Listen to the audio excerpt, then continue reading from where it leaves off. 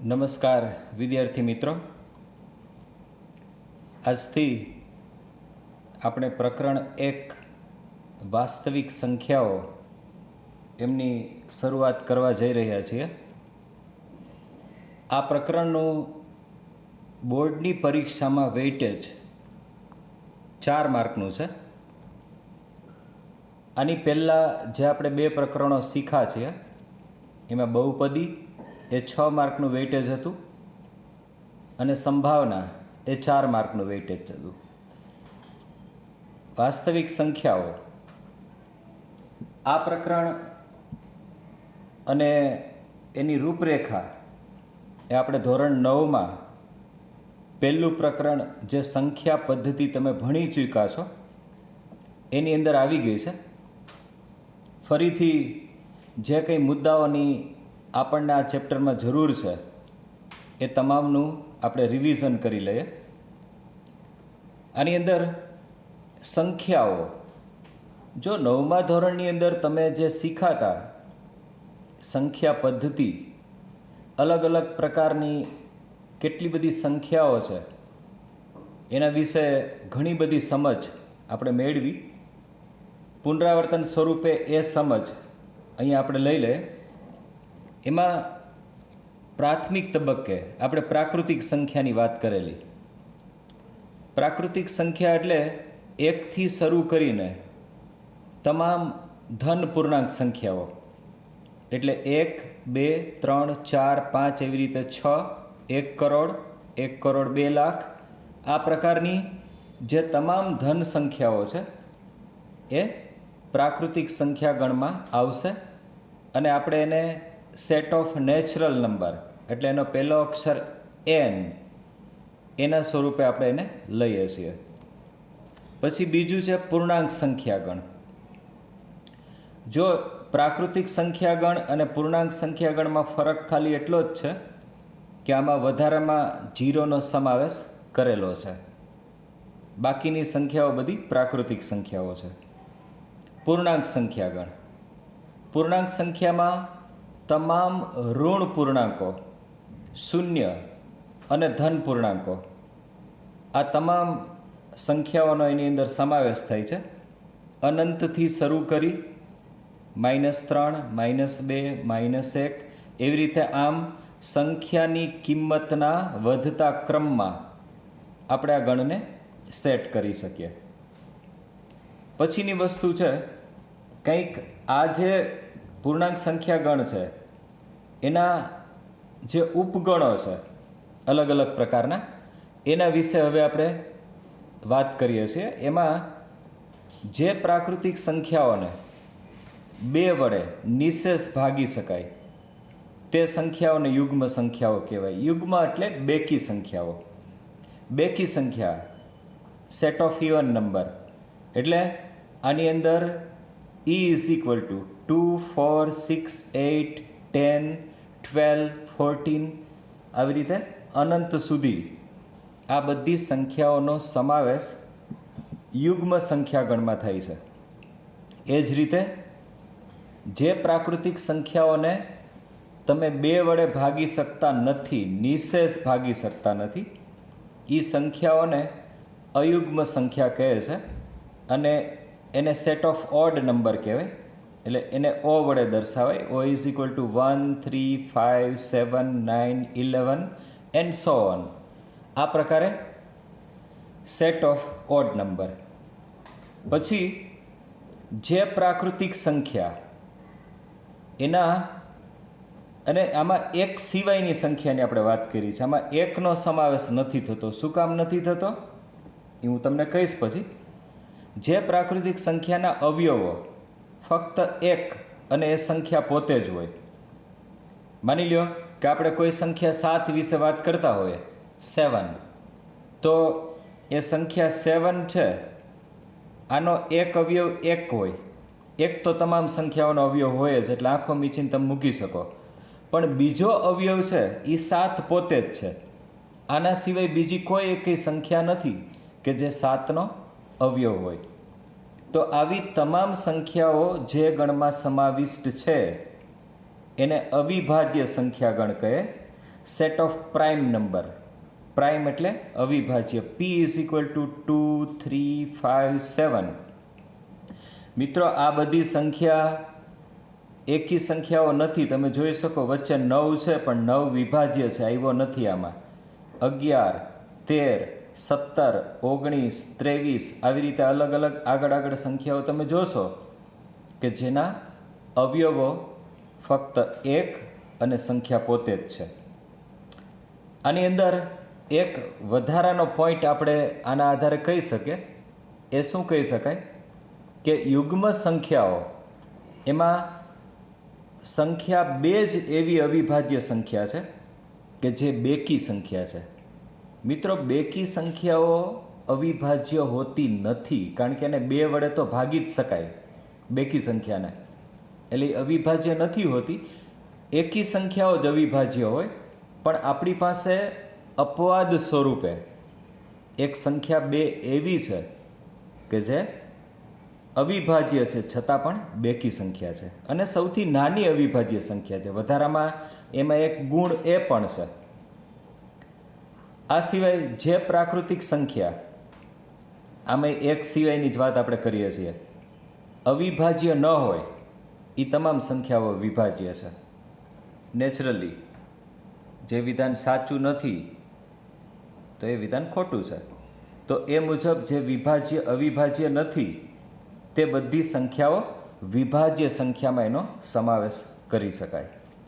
તો આની અંદર c ઇઝ ઇક્વલ ટુ, આ સેટને આપણે c વડે ઓળખીએ તો એની અંદર 4 6 8 9, તમે 1થી શરૂ કરીને 100 સુધીની એવી સંખ્યાઓ વિશે વિચારજો કે જેની અંદર આ બધા ગુણો હોય, કે એમાં એકી સંખ્યાઓ, બેકી સંખ્યાઓ, આ સિવાય અવિભાજ્ય સંખ્યાઓ, વિભાજ્ય સંખ્યાઓ, એ તમે અલગથી એક પ્રવૃત્તિ સ્વરૂપે છૂટા પાડવાની કોશિશ કરજો, જેથી કરીને તમને આ તમામ ગુણધર્મો ક્લિયર થશે કે અવિભાજ્ય સંખ્યા કોને કહેશું, વિભાજ્ય સંખ્યા કોને કહેશું. રાઈટ. એક વધારાનો મુદ્દો, અત્યાર સુધી મેં કીધું કે આમાં એક સિવાયની, બધી જગ્યાએ આવી વાત કરી આપણે, એક સિવાયની, અહીંયા કીધું કે એક સિવાયની. તો એક આની અંદર શું કામ ના આવે? મિત્રો એક છે ને એ તટસ્થ સંખ્યા છે. ગુણાકારનો તટસ્થ ઘટક એટલે કોણ? તો કે એક. તો એક એ વિભાજ્ય સંખ્યા પણ નથી અને અવિભાજ્ય સંખ્યા પણ નથી. એ ન્યુટ્રલ નંબર છે, પણ મલ્ટિપ્લિકેશન માટે. ઓકે, એટલે ગુણાકાર માટે. આ સિવાય આ ચેપ્ટરની હવે સાચી શરૂઆત થઈ છે, જેના વિશે આપણે સમજીએ. જે બે પ્રાકૃતિક સંખ્યાઓને એક સિવાય કોઈ પણ સામાન્ય અવયવ ન હોય એવી સંખ્યાઓને પરસ્પર અવિભાજ્ય સંખ્યાઓ કહેવાય. પરસ્પર એકબીજાને કોઈ કોમન અવયવ હોતો નથી એક સિવાય. હું તમને એક ઉદાહરણ આપું છું. 9 અને 22. 9ના અવયવો કયા કયા હોય? 9ના 1 હોય, 3 હોય અને 9 ખુદ હોય. આટલા અવયવો 9ના છે. 22ના અવયવો તો કે 1 છે, 2 છે અને 22 પોતે છે. તો આની અંદર અવયવોનું તમે લિસ્ટ જોયું તો એક સિવાય બીજા કોઈ અવયવ કોમન નથી, સરખા નથી. એટલે એ બંને સંખ્યાઓને પરસ્પર અવિભાજ્ય સંખ્યાઓ કહેવાય. પરસ્પર અવિભાજ્ય. અવિભાજ્ય અને પરસ્પર અવિભાજ્યમાં ઘણો બધો ફરક છે મિત્રો. તમને ફરીથી કહી દો કે 9ની ખુદની વિભાજ્ય કે અવિભાજ્યની આપણે ચર્ચા કરીએ તો 9 છે એ વિભાજ્ય છે, એવી રીતે 22 પણ વિભાજ્ય છે. પણ પરસ્પર અવિભાજ્યની વાત કરવામાં આવે તો એક સિવાય એને કોઈ પણ બીજા અવયવો સામાન્ય નથી, એટલે એ પરસ્પર અવિભાજ્ય છે. હું 9ની સાથે 15 લઉં તો આ પરસ્પર અવિભાજ્ય નથી. શું કામ? જો 9ના અવયવો તમે એ લખ્યા 1 3 અને 9, પણ 15ના અવયવો હું લઉં તો 1 3 5 અને 15. તો આની અંદર જુઓ 3 છે એ બેયમાં સરખો છે. 9 અને 15ના અવયવમાં 3 એક સિવાયનો એવો અવયવ છે કે જે બંનેમાં કોમન છે. એટલે 9 અને 15 એ પરસ્પર અવિભાજ્ય નથી. આ સિવાય 9મા ધોરણમાં જે સંખ્યા પદ્ધતિ આપણે શીખા એની અંદર સમય સંખ્યાઓ વિશે ખૂબ જ વાત આવેલી હતી. ફરીથી અહીંયા એનું આપણે રિવિઝન કરી લઈએ, યાદ દેવડાવી દઈએ કે જે સંખ્યાને P/Q સ્વરૂપમાં લખાય એમાં અંશ અને છેદમાં જે P અને Q છે એ ઝેડના સભ્યો હોય. ઝેડ એટલે પૂર્ણાંક સંખ્યા ગણ, આમાંથી આવતો હોય, ચાહે એ માઇનસ હોય કે પ્લસ હોય, એનાથી કોઈ મતલબ નથી. પણ છેદ શૂન્ય ન હોવો જોઈએ, છેદ શૂન્યતર હોવો જોઈએ. શૂન્ય સિવાયની કોઈ પણ સંખ્યા ચાલે છેદમાં. કારણ કે મિત્રો, ગણિતમાં છેદમાં શૂન્ય આવતું કોઈ પણ પદ વ્યાખ્યાયિત નથી. ગણિતમાં એની કોઈ પણ ડેફિનેશન મળતી નથી. એટલે એ સ્વરૂપમાં છેદ શૂન્યતર હોવો જરૂરી છે. તો આ સ્વરૂપમાં લખાય, હું તમને દર્શાવું. 3/4 આ સંખ્યા સમય છે. 5/6 0.13 0.13 પણ સમય છે. શું કામે? કારણ કે 13/100 તમે લખી શકો એટલે એ P/Q સ્વરૂપ થઈ ગયું. એટલે આ બધી સંખ્યાઓ છે, સમય સંખ્યાઓ, એને આપણે Q વડે દર્શાવીએ છીએ. એનો જે સમૂહ હોય, સેટ ઓફ રેશનલ નંબર, એને Q વડે દર્શાવીએ છીએ. મિત્રો, આની અંદર તમે N, W, Z, E, O, P, C આટલા બધા ગણ લીધા. એ બધા ગણ ક્યુમાં સમાઈ જાય પાછા. આ બધાય જે ગણ અત્યાર સુધી આપણે પેટા ગણ વિશે વાત કરી, એ ગણના બધા જ સભ્યો પહેલા સમય સંખ્યા તો છે જ, બરાબર? એટલે એનો સમાવેશ શેમાં થાય છે? ક્યુમાં થાય છે. એ બધી સંખ્યાઓ સમય છે. આ સિવાય જે સંખ્યાઓ સમય નથી તેવી સંખ્યાને અસમય સંખ્યા કહેવાય, અને જેના સમૂહને Q12 વડે દર્શાવે છે. ઉપર Q ઉપર જે લીટો હોય એને Q12 કહે. તો અને એનો પૂરક ગણ પણ કહી શકાય હકીકતમાં, બરાબર ને? એટલે એને Q વડે દર્શાવે છે, Q12 વડે. આ સિવાય R જે છે, R is Q union Q12. અહીંયા આગળ સમય સંખ્યાઓ અને અસમય સંખ્યાઓ એના સમૂહને જે ગણની અંદર સમાવી લેવામાં આવે, બંને સમૂહને, સમય સંખ્યાના સમૂહને અને અસમય સંખ્યાના સમૂહને એમાં સમાવી લેવામાં આવે તો એ જે સમૂહ મળે એને આપણે વાસ્તવિક સંખ્યા R વડે ઓળખીએ છીએ. વાસ્તવિક સંખ્યા ગણ એટલે કે સેટ ઓફ રિયલ નંબર, એને R વડે દર્શાવાય છે.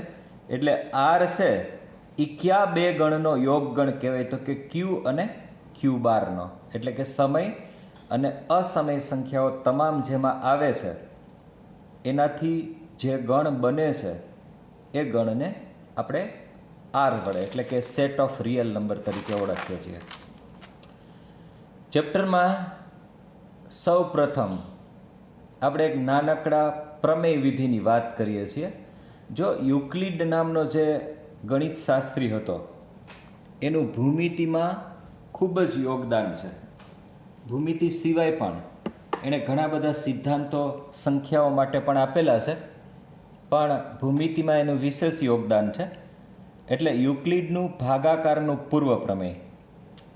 હકીકતમાં આપણે જ્યારે બહુપદી પ્રકરણ શીખ્યા છીએ તો બહુપદી પ્રકરણની અંદર મેં તમને એક ફોર્મ્યુલા શીખડાવેલી, તમને યાદ હશે કદાચ, કે ભાજ્ય બરાબર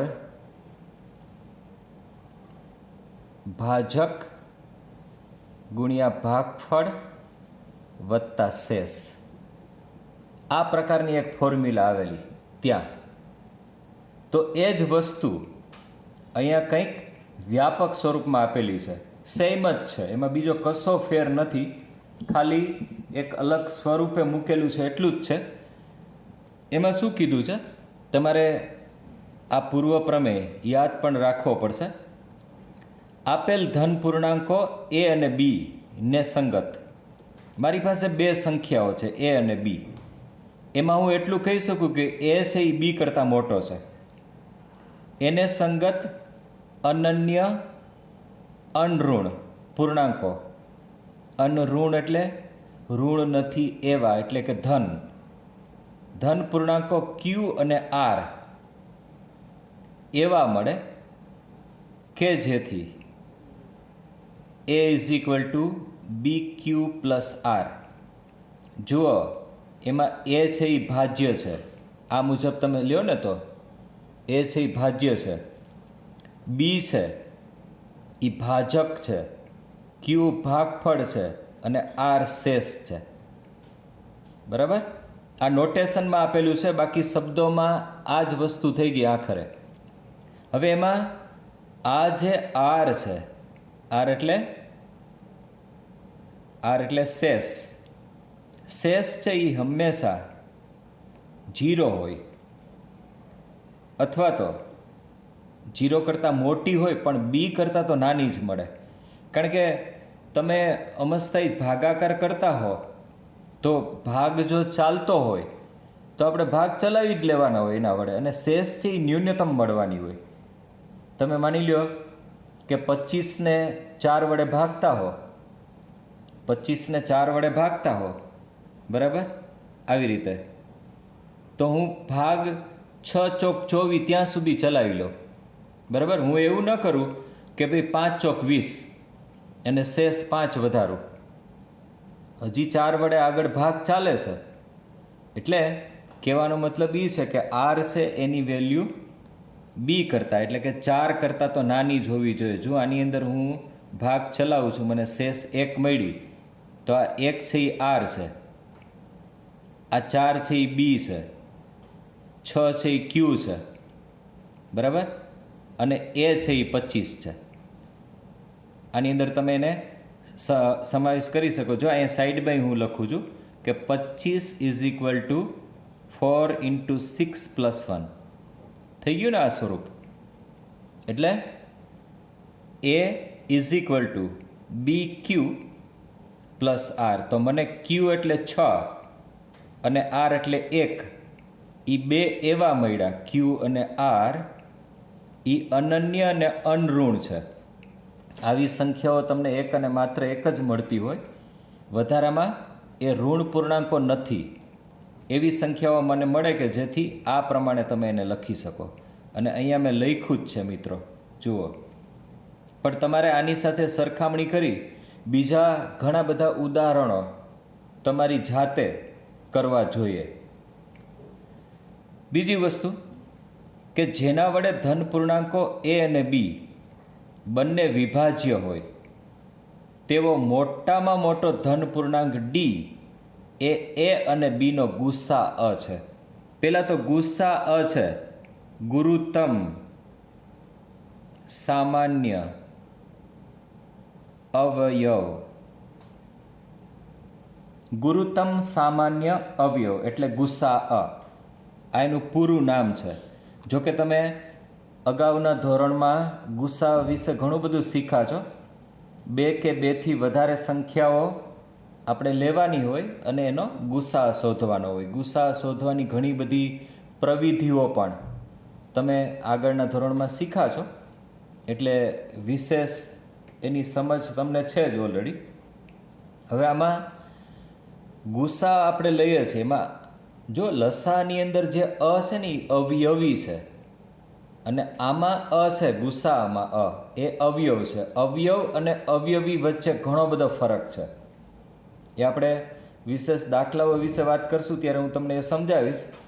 આની અંદર જે બે સંખ્યાઓ તમે લેશો એનો સામાન્ય અવયવ જે મોટામાં મોટો હોય, ગુરુત્તમ એટલે મોટામાં મોટો, બેયમાં સરખો હોય એવા અવયવ વિશે આપણે વાત કરતા હોઈએ તો એની આપણે ચર્ચા અહીંયા આગળ કરવાની હોય છે. બરાબર?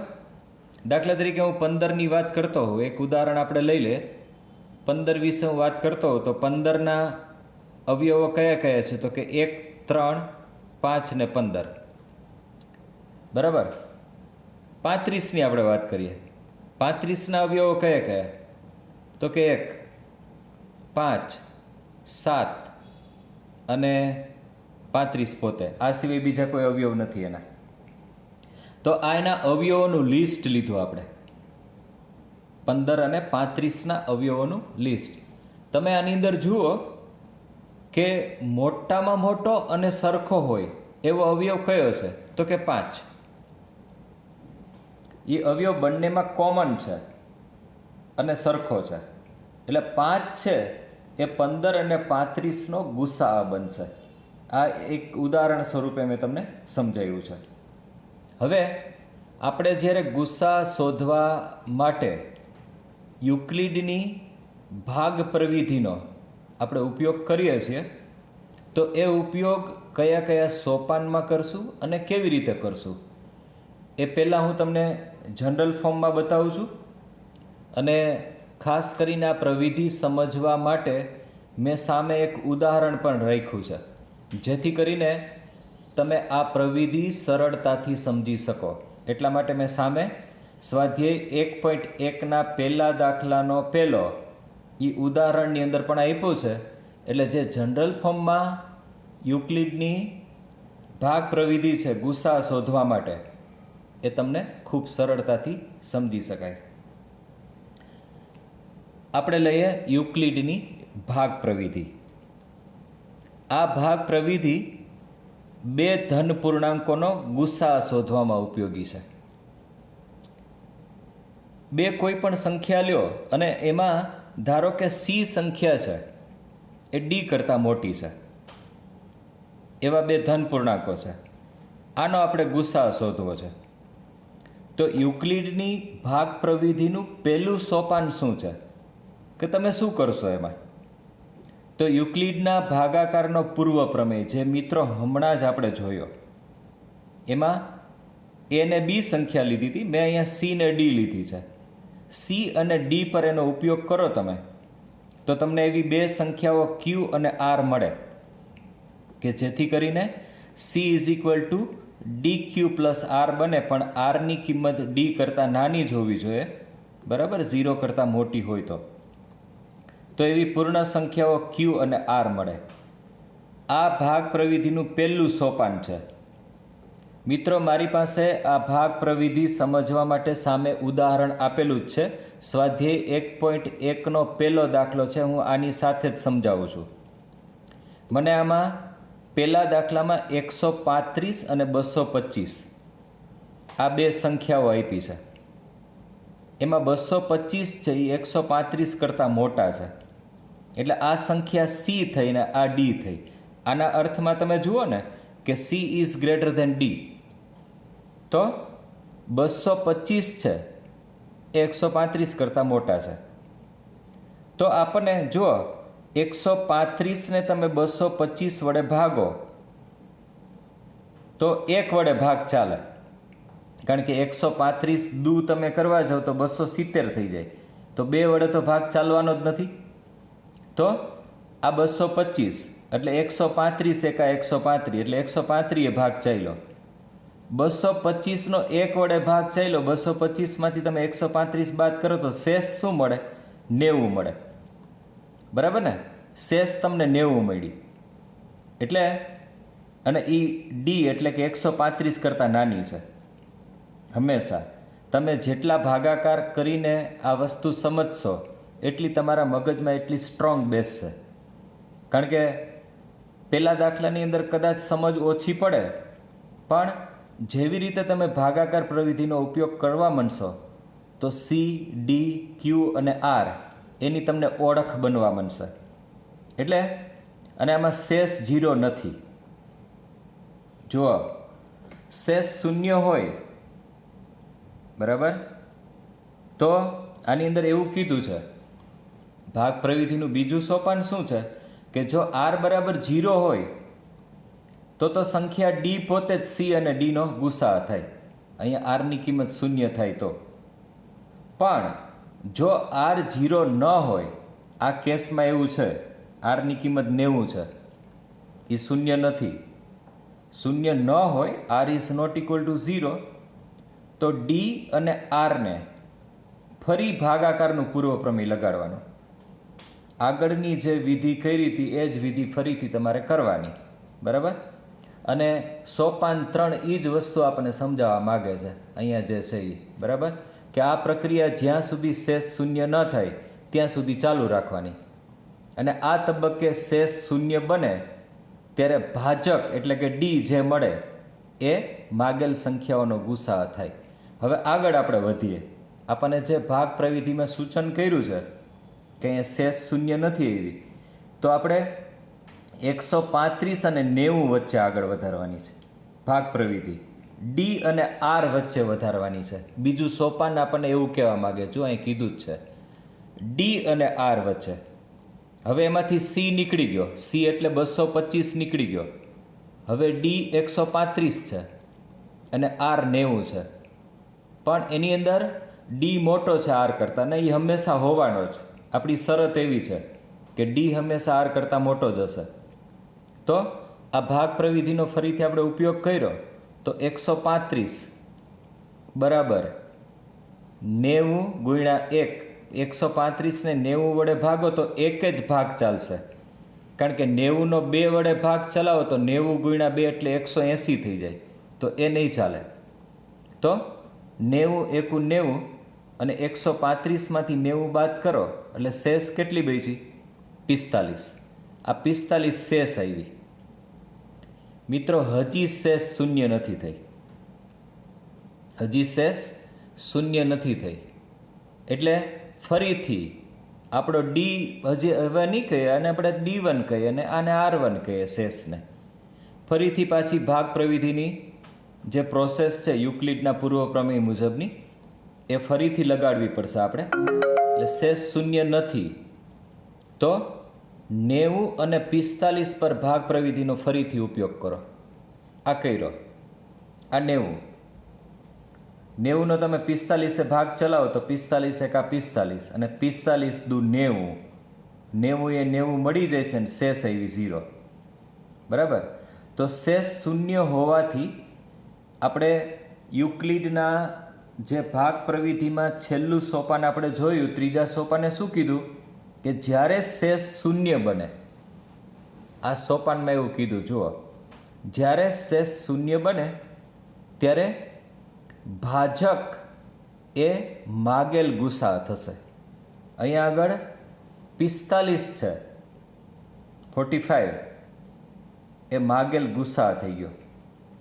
એટલે 135 અને 225 નો ગુસા આપણને 45 મળે.